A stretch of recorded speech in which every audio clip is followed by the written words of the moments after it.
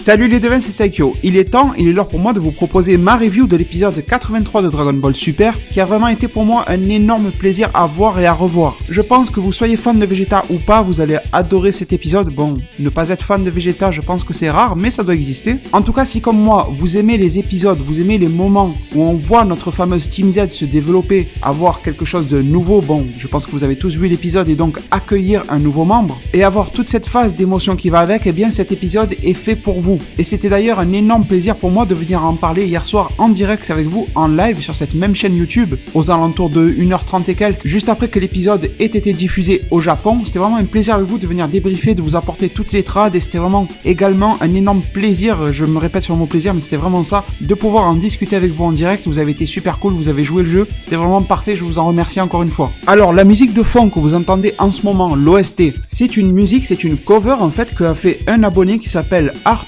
Urtem. Il a sa propre chaîne YouTube et il est venu me contacter, me proposer ses œuvres, ses projets, etc. Et sa fameuse cover de Genkai Toppa Cross Survivor, l'opening actuel de Dragon Ball Super que vraiment j'adore, je pense que vous aussi.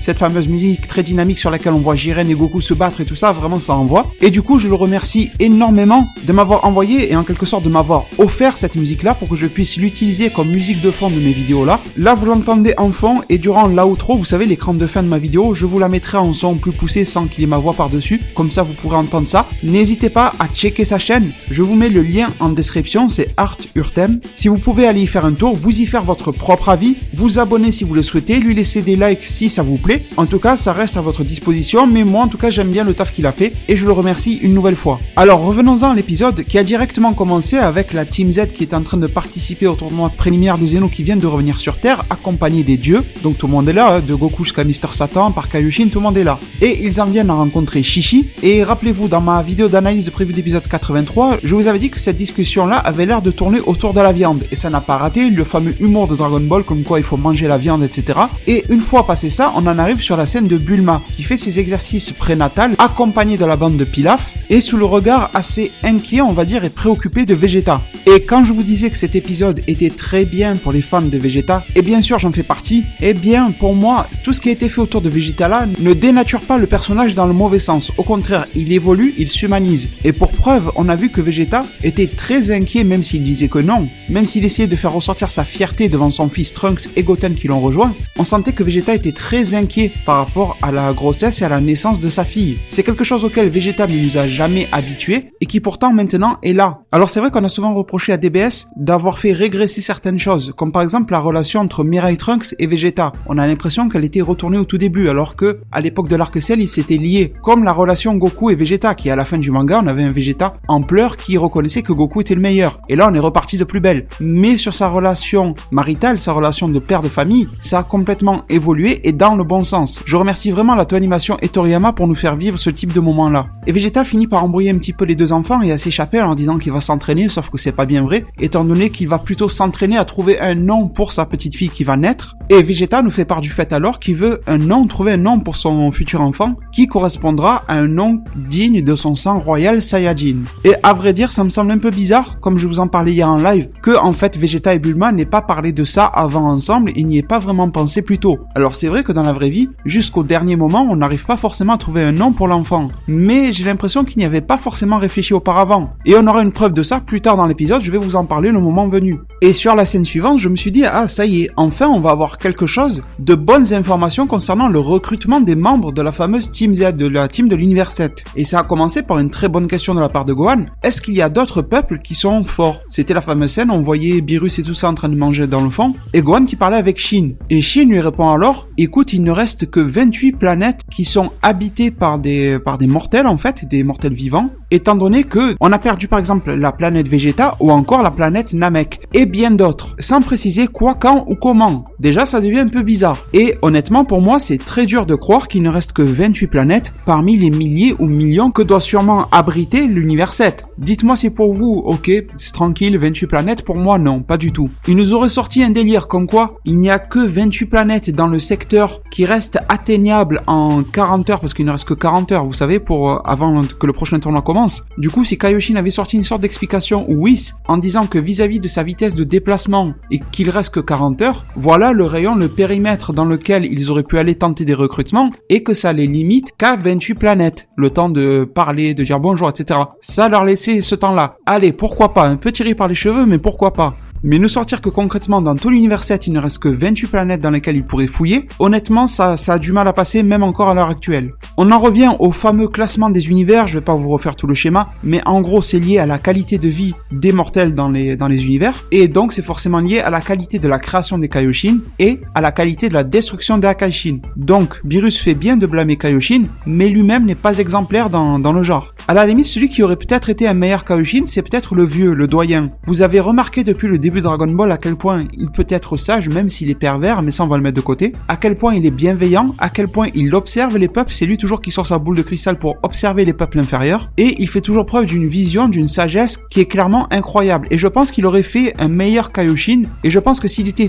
toujours le Kaioshin en vigueur, le Kaioshin suprême, il ferait probablement un meilleur taf que Shin. Après bien sûr ce n'est pas que Shin est mauvais ou quoi que ce soit, c'est juste que bon déjà il est un peu genou dans le métier je pense, et en plus il est dépassé par les événements, et le fait qu'il soit dépassé par les événements pourrait nous faire aussi comprendre le fait que comme ses congénères, on va les appeler comme ça, les autres Kaioshin ont été détruits par Kid Buu à l'époque, par Majin Buu pur, et bien du coup il se retrouve surchargé de travail à lui tout seul et que du coup il ne peut plus gérer, que la note de l'univers 7 a progressivement baissé. Ce qui pourrait suggérer que dans les autres univers il y a encore cette multitude de Kaioshin, dans d'autres univers il y en a peut-être d'autres qui sont morts ou alors tous, le groupe de 4 ou 5 qui sont tous pourris. Par exemple imaginez l'univers 9, il y a 5 Kaioshin mais ils sont tous pourris. Bon ben voilà, ça donnerait une mauvaise note. Je pense que la série Dragon Ball Super, si elle vient à développer tout l'aspect Kaioshin et leurs histoires et comment ils sont composés dans chaque univers, en viendra sûrement à ce genre de situation. Regardez l'exemple de Gowasu, il est aussi seul à son poste, et le seul apprenti qu'il a eu, c'était vraiment une grosse merde. Donc, au final, on retombe bien sur nos pattes. Après, ça ne veut pas dire que la qualité de l'univers est liée à la quantité numérique de Kaioshin,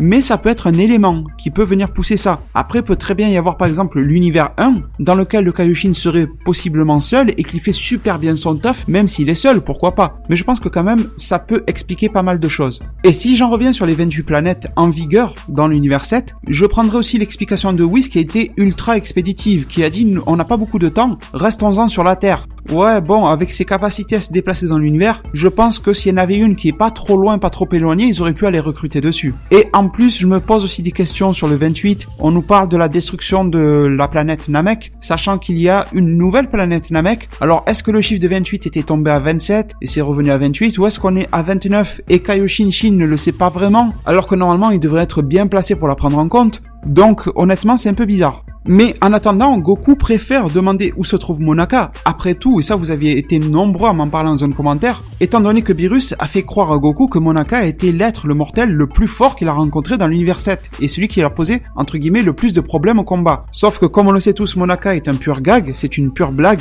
et qu'en fait, il vaut pas un clou au combat. Sauf que le seul qui ne le sait pas dans l'histoire, c'est toujours le même, c'est Goku. Et Beerus a tenté, bien que mal on va dire, à essayer d'étouffer l'affaire, un peu en criant, en essayant d'élever le ton, etc., en disant tout simplement que Monaka se sent pas très bien, il est malade ces derniers jours. Ouais, j'ai réussi à le mettre au courant de la situation, t'inquiète pas, bon, en tout cas, il est malade. En gros, le gars, il a la gastro, il viendra pas. Et on a Gohan qui essaie de surenchérir par-dessus pour que Goku se calme. Bon, à vrai dire, c'était tout à fait prévisible, mais on peut se demander aussi pourquoi Beerus dit à la fin, non, je ne révélerai jamais à Goku que Monaka ne vaut rien. Bon, c'est vrai que Monaka a été un outil de motivation pour Goku, mais en même temps, maintenant, c'est plus vraiment trop ça qui le motive, il y a la destruction des univers, il y a des gars forts comme Toppo, comme Jiren qui sont là, je sais pas si Monaka est toujours si utile que ça dans l'esprit de Goku, honnêtement. On aurait pu faire tomber le gag dès maintenant. Mais s'il le garde, c'est que probablement ça aura une utilité. Je n'irai pas jusqu'à dire que de fil en aiguille, ils vont se débrouiller pour qu'il y ait un match bonus à la fin du tournoi des univers et que Monaka participe et gagne encore contre je ne sais pas qui. Bon, je pense pas que ça ira jusque-là. Quoique, ça serait vraiment la blague du siècle que Monaka arrive à gagner le tournoi multivers.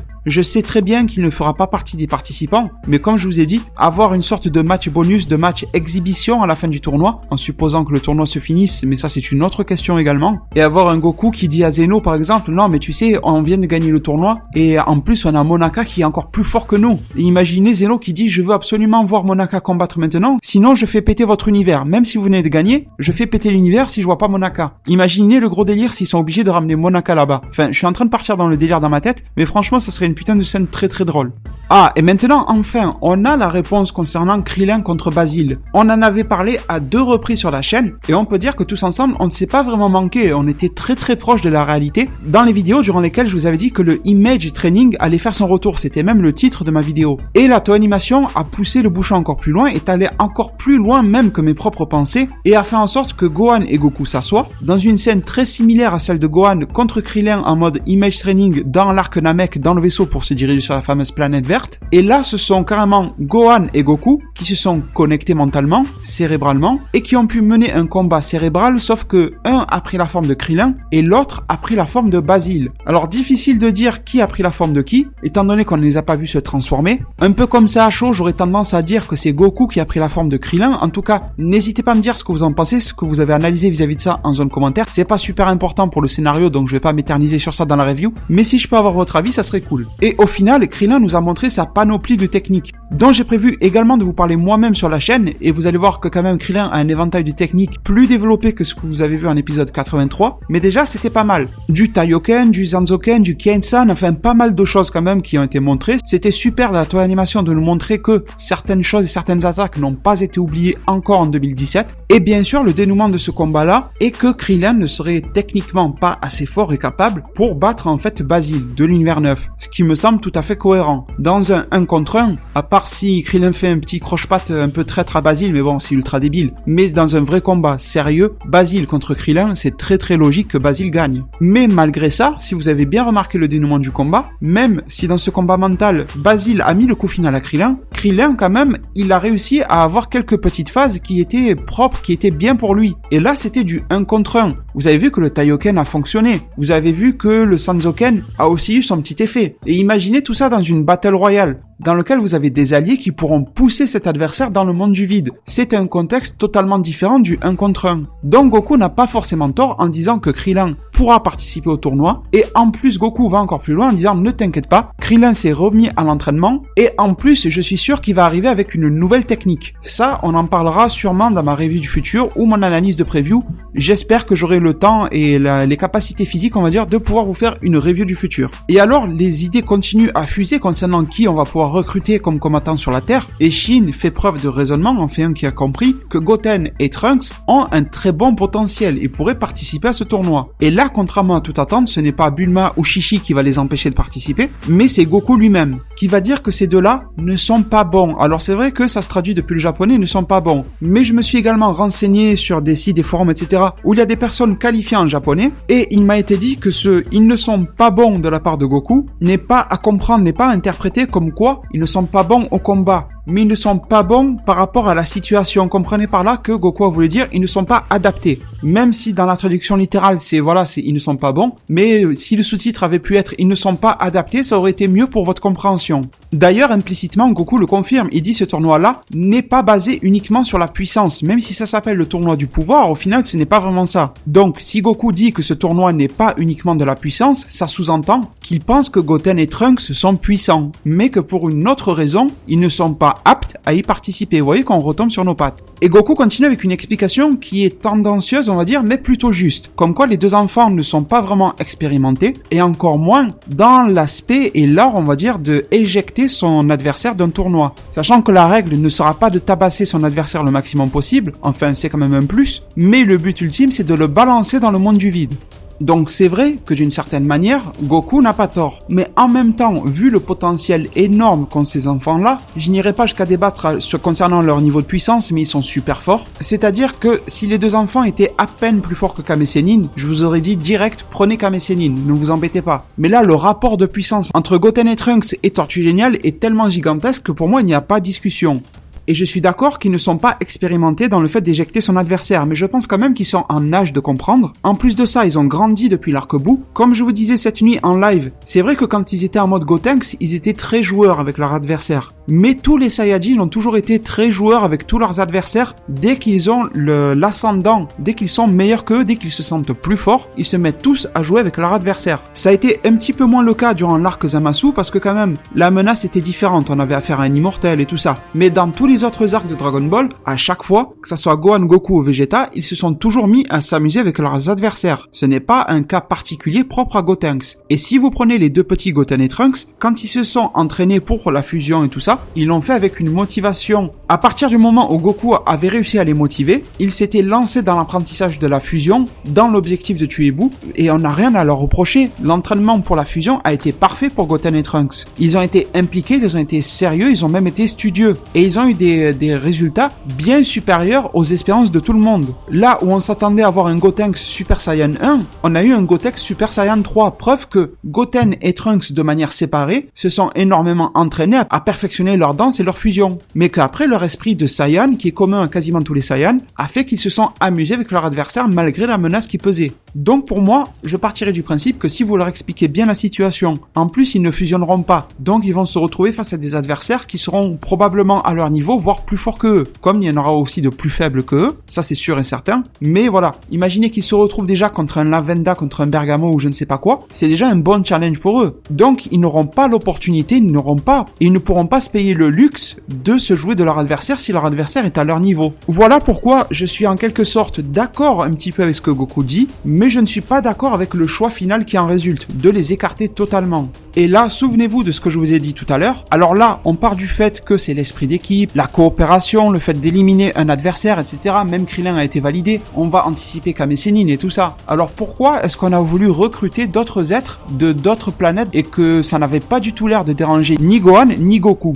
Ça voudrait dire qu'au final, un gars fort, on s'en serait pas forcément privé. Et vous savez, dans la vraie vie, c'est un peu pareil. Combien d'équipes de foot recrutent de bons joueurs uniquement parce qu'ils sont bons et parce qu'ils se disent que bon, ça va le faire. Et au final, on verra bien sur place. Une fois que le joueur est intégré, que l'entraîneur fait son taf, etc., il y a quelque chose qui va se passer. Donc pour moi, c'est un peu pareil. Il aurait fallu donner leur chance à Goten et Trunks. Ça n'aurait pas été un fiasco selon moi. Et justement, Kame Sennin est ensuite envisagé. Goku le valide complètement. C'est vrai que le gars a une expérience énorme et en termes de puissance, je n'arrête pas de vous répéter qu'il pourra être utile, même si Kame Sennin est relativement faible maintenant, il peut tomber sur un adversaire qui sera encore plus faible que lui. Ça, on en sait quoi? On en sait strictement rien. Donc, on sait qu'il y aura des gars qui seront dangereux pour lui, comme du Basile, Lavenda, le trio du danger tout entier. Un Kame Sennin contre Toppo, à part s'il lui fait un Mafuba pour le faire tourner dans tous les sens et le jeter dans le monde du vide. Mais à part ça, il n'y a pas d'énormes solutions. Mais Kame Sennin pourra tomber sur des adversaires à son niveau. Ça, il ne faut pas l'oublier. Mais c'est vrai que malgré tout, moi, si j'avais été le recruteur, j'aurais préféré Goten ou Trunks à Kame Sennin largement. Malgré son expérience qui est loin d'être négligeable, j'aurais quand même préféré les deux petits. Après, bien sûr, si la Toei et Toriyama préfèrent mettre des gars comme Tenshin Han et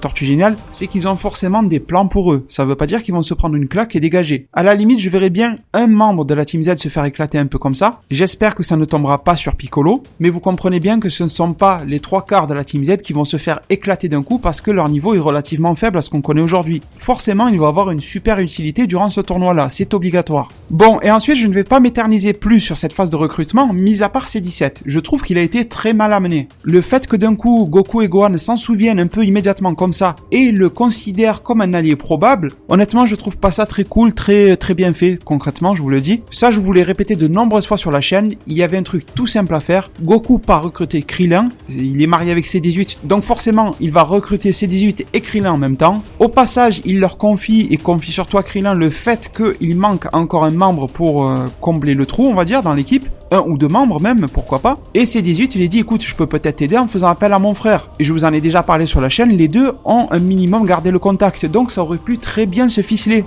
Mais malheureusement, ça n'a pas l'air d'être le cas, direct, on pense à C17. On nous le ressort un peu comme ça. J'ai trouvé ça, à vrai dire, trop précipité. Même si, moi, j'adore le fait que C17 revienne, mais c'était trop précipité dans cet épisode 83. Goku, maintenant, veut avoir des Senzu, des haricots magiques, pour prévoir tout type de problème. Et Whis répond que non, les Senzu ne seront pas autorisés durant le tournoi, que ça serait de la triche, et même si ce n'est pas une arme, ce n'est pas, une technique, une capacité, ou une transformation, je ne sais pas quoi, qui est naturelle chez vous. C'est quelque chose de complémentaire, donc c'est interdit. Et je pense que ce sera la même chose pour les Potara, pour ceux qui se posent la question. Si les Senzu sont interdits, alors les Potara, vous comprenez bien, déjà ça soigne les deux qui fusionnent, et forcément ça démultiplie leur force, etc., tout le blabla qu'on connaît déjà. Mais par contre, vous allez me dire si vous me rejoignez sur mon interprétation de tout ça, c'est que moi je reste convaincu que cet arc-là du tournoi, et ce tournoi-là en particulier, ne va pas forcément aller à son terme, ou du moins va être interrompu. Peut-être qu'il reprendra par la suite et se terminera, mais il va se passer quelque chose. Et le problème, c'est que je pense qu'il est fait exprès que les Senzu soient considérés comme interdits.